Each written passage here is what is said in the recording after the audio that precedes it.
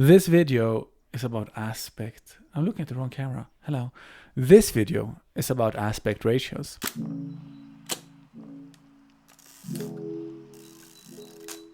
And you might ask, why the heck would I make a video about something as trivial as aspect ratios? So let me tell you, it's so important. Like, to my photography, it's crucial. I am defining the photography that I want to do in Svalbard based on aspect ratios in the coming week. I want to do panos, 2x1s, 3x1s, and I want to continue my Arctic series with vertical 4x5s with a ridiculous amount of negative space. So to do that, I need to shoot 3x1s, 2x1s, and 4x5s. Now, this video was not the one I was intending to do today. I was intending to talk about the landscapes of Galapagos, but truth be told, I'm not there yet. So I came up with the idea of making this video instead when I was listening to jazz yesterday. And yes, it's not just old people that listen to jazz, and yes, I am middle-aged, but I was still listening to jazz and I was thinking, that's a video I want to make, because I was so all-consumed myself in my mind about aspect ratios and how important it is to my work. I got an iPad here in front of me with bunch of images with different aspect ratios, and we're going to discuss the most common ones: 2x3s, 4x5s, 1x1s, 2x1s, and 3x1s. So basically we're going to cover most cameras today, except certain medium format cameras are all 2x3s in terms of aspect ratio. It's the stuff that you got from your old 35mm film photography as well.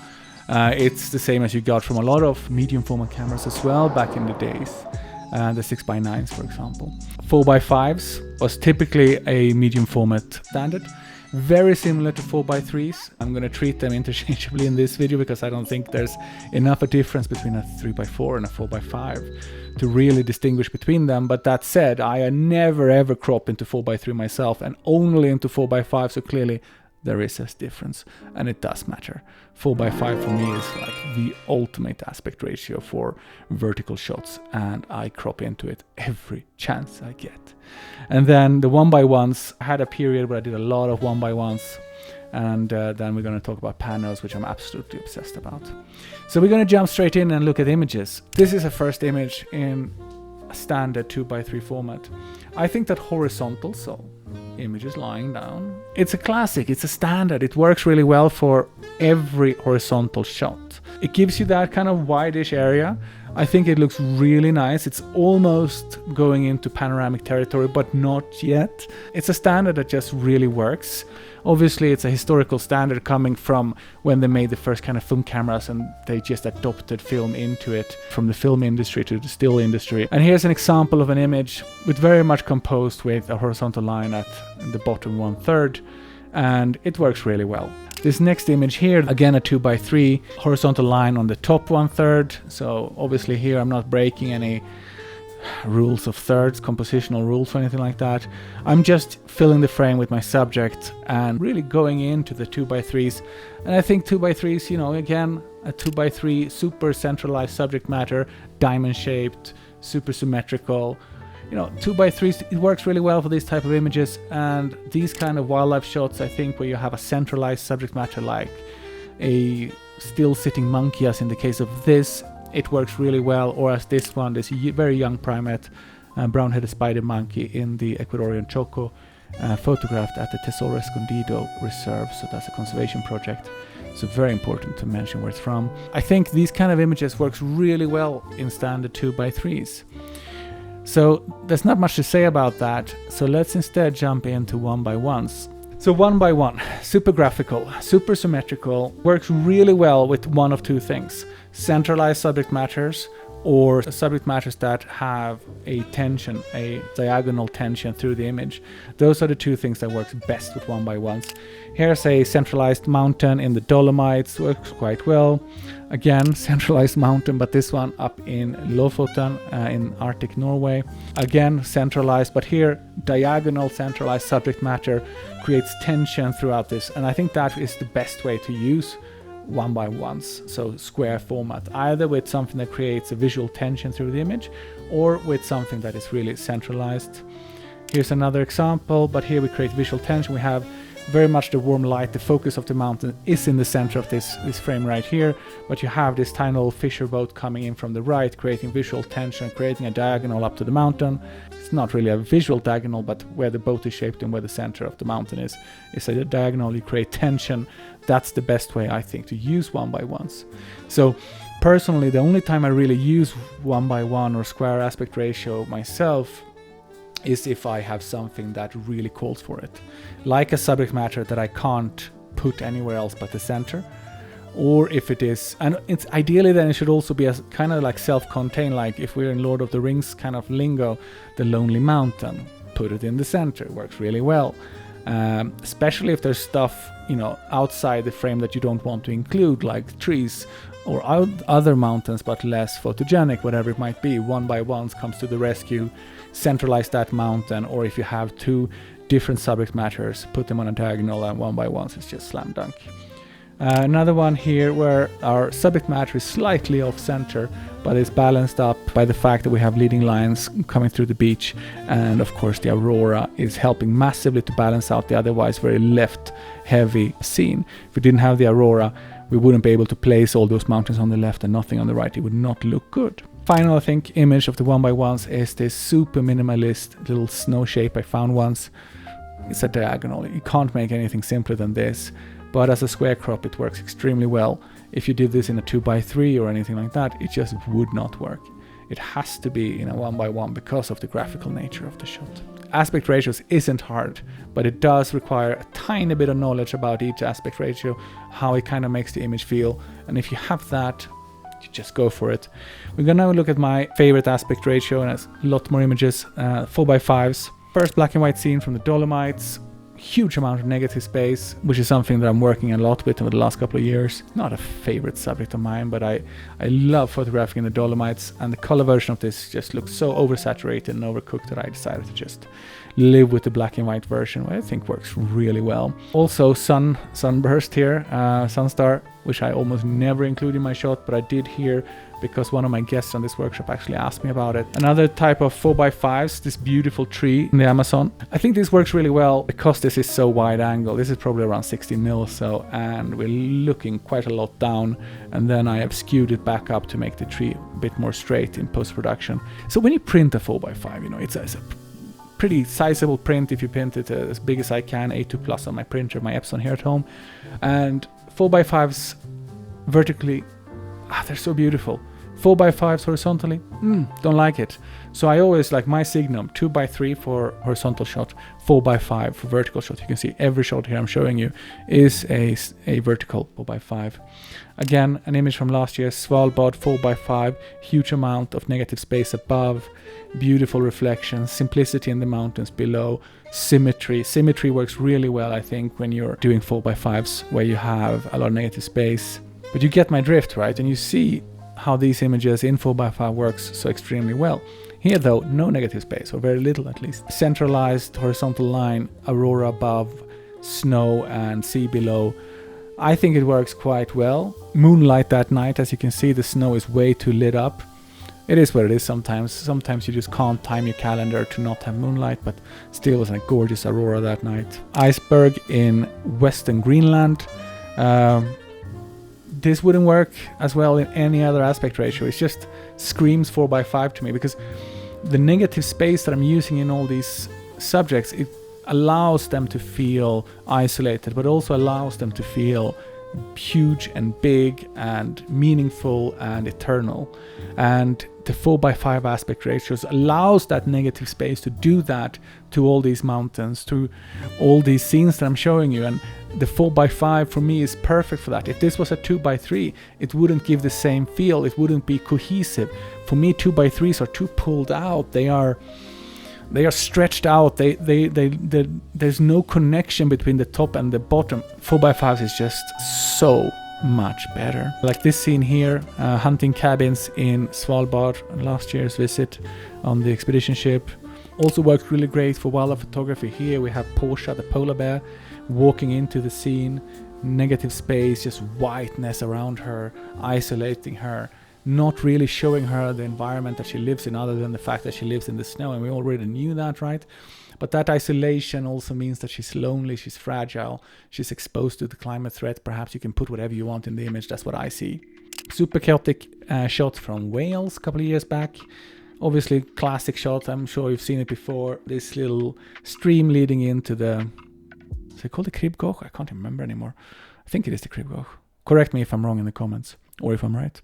And you see, all these images have the same, not style, because style we often talk about colors and bloody out and all that, but all these images have the same composition, right? I guess that could be style as well, but they all feel the same, and they're all this 4x5. And for me, it's something that I love working with, and it's something that I think works extremely well. And 4x5s, it's like, if you're going to use a vertical shot, crop in a little bit, it's just going to make your image that much more centered, that's much more powerful, less stretched out, and I think it works extremely well. And we're now going to look at pano, and we're going to start with the traditional pano, or what I consider to be the traditional pano format, with every image except my first, because this first is not actually a 3x1, it's a custom crop. I always try to stay to these set aspect ratios in my photography, and the reason that I do that is very simple. I always have the imagination of printing things for galleries or for sale and for these things, and I want to be able to display not just one panel but maybe 20 panels in a room together. And if I do that, I want them to have the same aspect ratio. So I stick to 2x1s or 3x1s in 99.9% of the cases, except in this image, because there was so much in this that I wanted in. Of course, I can crop it into a 3x1, but if I do from the bottom, I lose that beautiful leaf on the left-hand side. If I do from the top, I lose the branches on the left-hand side and a little bit on the cloud on the right-hand side. So I can't do it. So I'm just happy with leaving this as a custom crop. But generally speaking, I love panoramic photography. Here's a shot from Svalbard in 2022 when I crossed Svalbard on skis on climate expedition. Certain subject matters lend themselves extremely well to panoramic photography. Certain subject matters do not.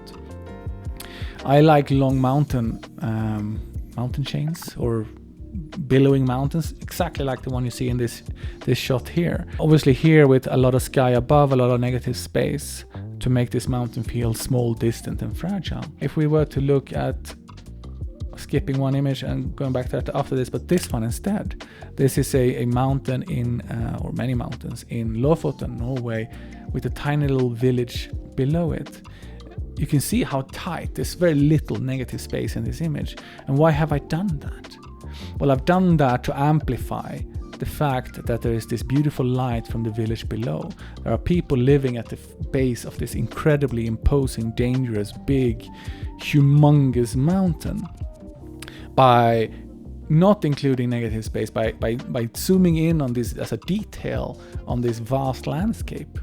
And obviously this is not really a detail, you have a whole freaking village here and a mountain chain, but it's still, compared to my other images, it doesn't have a lot of negative space and it is very zoomed in. And I think that works really well here to create a contrast and show that contrast between a village and the mountains.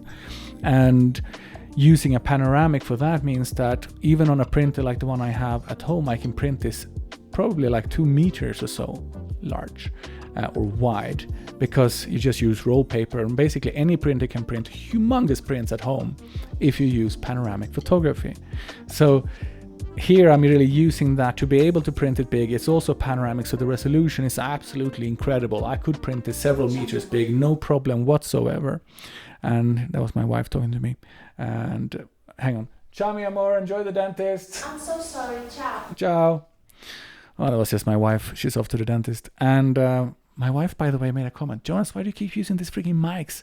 What's wrong with the shotgun on your camera? Well, she didn't say shotgun because she doesn't actually know what a shotgun mic is, but the mic on the camera. And I told her, well, I love holding this mic. It makes me feel like a rock star. And on top of that, the proximity effect.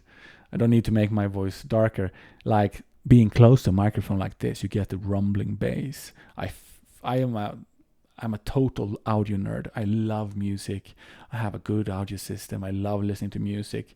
And just to have that deep rumbling bass coming out of a voice, I think it's so freaking nice to listen to. Because if I were to talk to this mic over here, that proximity effect, the bass disappears, the mic is more neutral. And this is, by the way, also a very high quality Audio Technica mic that sounds really freaking good. Anyway, back to the Panos. That's kind of how I use it. Longer subjects that I want to be able to either print big, or I think they really lend themselves extremely well to displayed in a way. And also, panoramas are immersive. If you stand in front of a 2 meter large print of a mountain chain, you have to walk from the left to the right, or the right to the left. You have to walk from a distance and watch it from a distance and go closer and look at the details. Panoramas are immersive in a way that 4x5s, that 2x3s, generally speaking, are not. Of course, if you print a 2x3, 2 meters large, that's going to be incredibly immersive as well, but most people do not. But panoramas, we do, because it's easy to print that big at home. Another example, this incredibly ethereal image, one of my favorite shots from the Jubilee Expedition Svalbard 2022. This tiny little shapes in the snow, the mountains, the clouds that covers it, but just lets through just enough light. This image took me 3 weeks to edit because I had issues with the combination of a Sony camera and a Tamron lens. That's another story for another day, but I cannot think of a better image to showcase why to shoot panoramas than this one. The softness, the lines, the everything. This is one of my favorite shots that I've ever done, and I think it's turned out really nicely. Another mountain change, and I think mountain chain. By now you get my drift about panoramas and why they're so beautiful. Or look at this village here in Nepal. So this is Gokyuri, the lake Gokyuri, and the mountain on the right hand side is called Gokyuri, and the village on the right hand side is snow-crusted village. Guess again, yeah, Gokyuri. All of it is Gokyuri as far as I know. And this was the trek I did with Thomas Heaton in 2019. It was a workshop, and for me, one of the best treks I've ever done. Even though it's like one of the most classic treks in the world, it's still one of the best treks I've ever done, and I've done a lot of treks. I am planning a return as a workshop to Nepal in either 25 in October or in 26 in October, November. It's not fully decided. If you're interested, send me a message and maybe you'll speed up that process. I don't know. That takes care of my 3x1 classic panorama, and that leaves only one aspect ratio that I personally care about, and that's the 2x1s. 2x1s, not really 2x3s, not really 3x1s. 2x1s is in the middle. It's slightly more square as a panorama than the 3x1s, and not as square as a 2x3, which is obviously not square either. A square would be a 1x1 or a 2x2 or a 3x3, right? But anyway, we're much more towards a normal rectangular format than we are with the 3x1s. But you can still print them ridiculously big on your home printer if you have rolled paper, and they still gives that immersive feeling, and it still allows you to work with negative space much better than you can do on the classical 3x1 panoramas.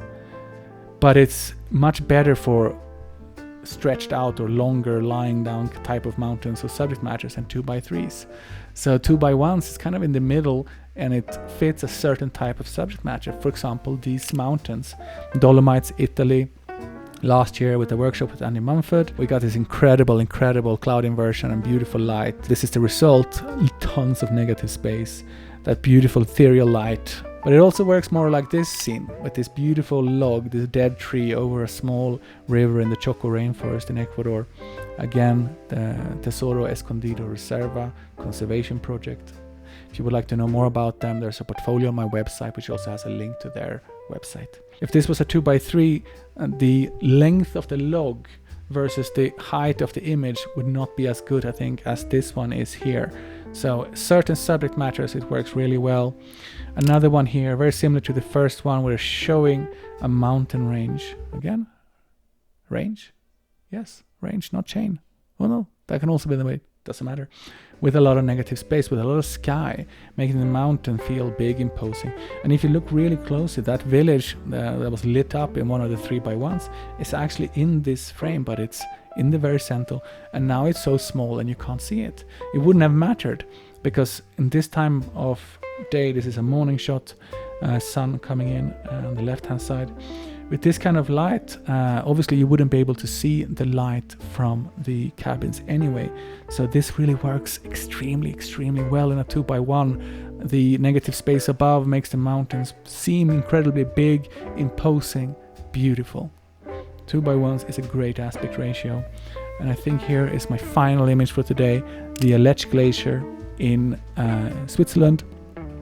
This is a huge panorama, huge edit, because I had an entire workshop group standing in front of me when I got this shot, and I'm secondary on a workshop that I'm leading, so I sometimes have to spend hours editing out people from my shots, and I don't mind doing that.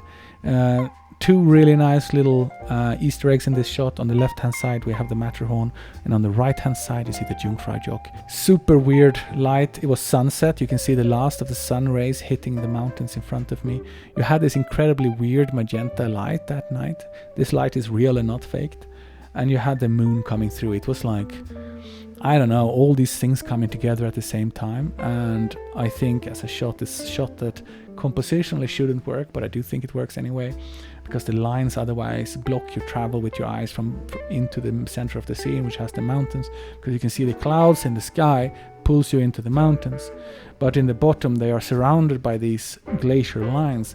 So if you travel from the bottom of the image towards the mountaintop, you get stuck on these lines, you get stuck in the glacier and the contrast there. It's an image that compositionally shouldn't work, but I think it works anyway, and I really enjoy it. And perfect example of a 2x1. If this was a 2x3, I wouldn't have wanted all that sky in, and I wouldn't have wanted crop on it. I would not have wanted to crop it tighter either, because then we'd be interfering with the glacier. I wouldn't have wanted it as a 3x1, because we would have had too little sky, because we would be cropping into the moon if we wanted to maintain the crop around the glacier as we have done here. So a perfect example where a 2x1 works. Aspect ratios, they absolutely matter, and they matter greatly. In my coming expedition to Svalbard, and I'm leaving in like next Friday, exactly in a week from now. In Svalbard I plan to do a lot of vertical 4x5s with negative space. I plan on doing a ton of 3x1s, and for that I'm bringing my pano head, which is this monstrosity that actually is missing one piece, which is probably somewhere in that drawer. So it's a big pano head, it's made for 360 photography. This one I think is called Nodal Ninja, that's the brand. I'll show you how to use that when I'm in Svalbard. It's really fun to use, and it is not complicated, and you have extreme control over your panos and the detail. It's really freaking exciting and fun to use this pano head. Also great for wildlife photography as a gimbal. I'll show you how to use it in Svalbard. That's what I've used to shoot most of the panos you see here. The panos from Galapagos, I hopefully will show you next week if I'm done, are all handheld panos, because I did not bring that head with me because of weight restrictions that I had. I think that's all for me for today. I hope you've enjoyed this little discussion on aspect ratios. Like, you have questions about it, you have comments, you disagree with me, well, let me have it. The comment field is open. I read every comment and I answer almost all of them. So thank you so much for a lovely little conversation, and see you next week.